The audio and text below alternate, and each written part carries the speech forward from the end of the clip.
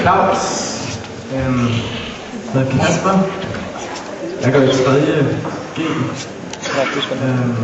Jeg har gået her i 3 år snart. Og så jeg har været med til mange af de her aftener. Men jeg har aldrig lavet noget sådan solo. Så jeg tænkte, det var sgu ærgerligt. Så er der heldigvis i aften. Jeg er så besluttet for, at det gad jeg altså ikke. Det havde jeg ikke tid til at forberede på. Så vi laver noget til en morgensamling, men jeg er lidt mere at skrive på alligevel. Sådan kan det gå.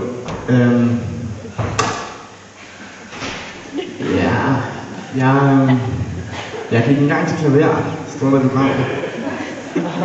Og det kommer jeg til at høre, at det var den gang.